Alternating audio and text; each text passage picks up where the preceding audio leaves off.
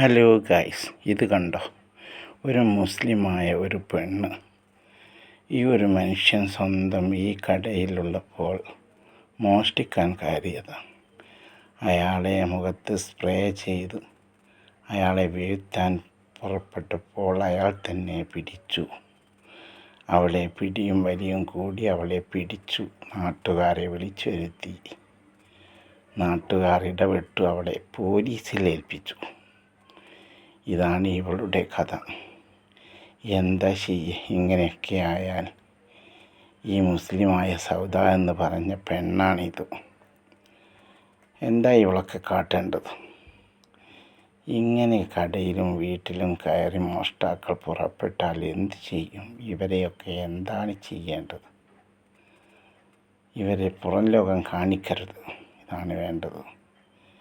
ആ പെണ്ണിനെ കണ്ടാൽ തോന്നും ഇങ്ങനത്തെ ഒരു സ്വഭാവമുള്ളവളാണെന്ന്. ഒരിക്കലും തോന്നില്ല. നാട്ടുകാർ കൈകാര്യം ചെയ്തതിന് ശേഷം പോലീസിൽ ഏൽപ്പിച്ചു.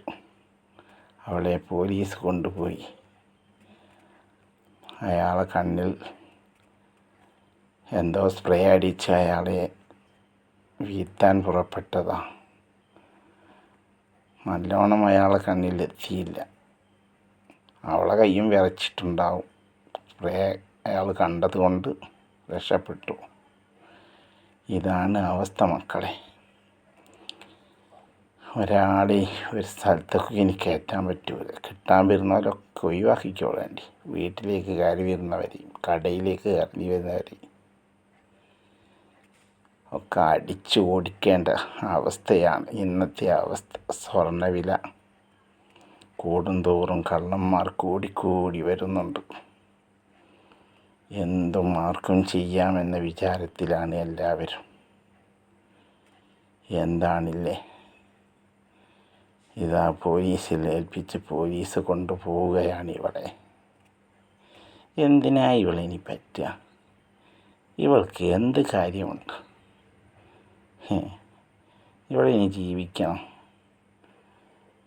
ആൾക്കാരുടെ ഇടയിൽ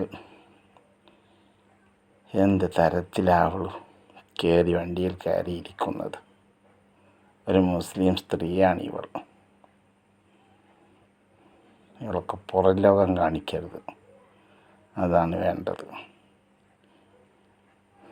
ഇവളെ നാളെയും തുടങ്ങും ഇതേമാതിരി. ഓള് പോലീസുകാർ കൊണ്ടുപോയി അവിടുന്ന് വിട്ട് ഈ പാവം മനുഷ്യനെ ആണ് ഈ കാട്ടിക്കൂട്ടിയതെല്ലാം. എന്താണ്?